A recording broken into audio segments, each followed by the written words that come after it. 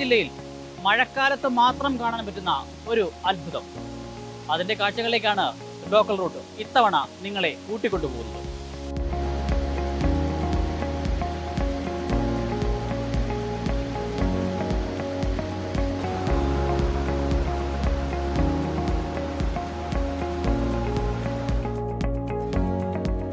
കുറ്റ്യാടി ചുരത്തിന് എത്തുന്നതിന് മുൻപേ 1.5 കിലോമീറ്റർ മാറിയാണ് ചാപ്പൻതോട്ടം വെള്ളച്ചാട്ടം സ്ഥിതി ചെയ്യുന്നത്. കുറ്റ്യാടി ടൗണിൽ നിന്ന് ഏകദേശം 10 കിലോമീറ്ററാണ് ഇവിടേക്കുള്ളത്.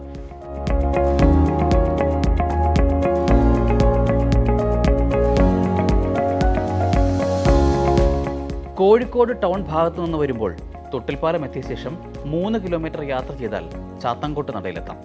അവിടെ നിന്ന് വലത്തേക്കുള്ള റോഡിലൂടെ 2.5 കിലോമീറ്റർ യാത്ര ചെയ്താൽ പൂളപ്പാറ എന്ന സ്ഥലത്ത് സ്ഥിതി ചെയ്യുന്ന ഈ വെള്ളച്ചാട്ടത്തിലെത്താം.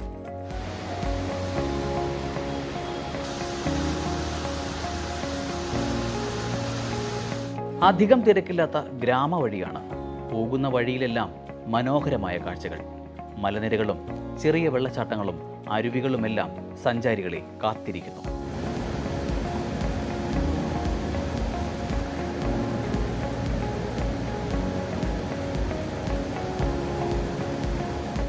വെള്ളച്ചാട്ടത്തിന് സമീപം സൂചനാ ബോർഡുമുണ്ട്. ഇവിടെ നിന്ന് കോൺക്രീറ്റ് പതിച്ച ഈ വഴി ചെന്നവസാനിക്കുന്നത് വെള്ളച്ചാട്ടത്തിലേക്കാണ്.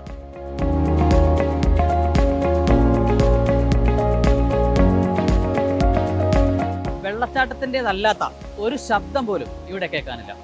എന്തായാലും കോഴിക്കോട് ജില്ലയിൽ തന്നെ ഒരു ഹിഡൻ ജെം തന്നെയാണ് ചാപ്പൻതോട്ടം വെള്ളച്ചാട്ടം. സോഷ്യൽ മീഡിയ റീലുകൾ വഴി മനസ്സിലാക്കിയാണ് ഓരോ വിനോദസഞ്ചാരിയും ഇവിടെ എത്തുന്നത്.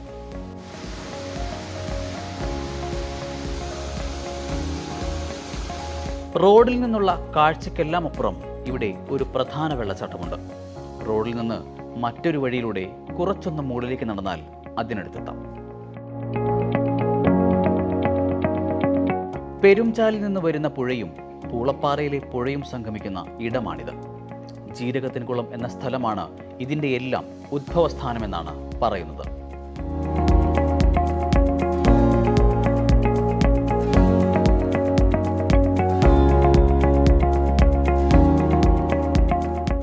വെള്ളച്ചാട്ടത്തിലേക്ക് ഇറങ്ങാനുള്ള ഒരു വഴി ഇവിടെയുണ്ട്.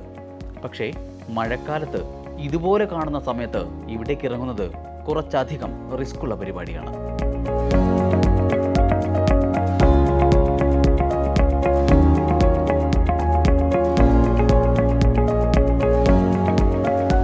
അടിസ്ഥാന സൗകര്യങ്ങൾ ഒന്നുകൂടി വികസിപ്പിച്ചാൽ കോഴിക്കോട് ജില്ലയിലെ തന്നെ ഏറ്റവും മികച്ച വിനോദസഞ്ചാര കേന്ദ്രമായി മാറും ചാപ്പൻതോട്ടം വെള്ളച്ചാട്ടം.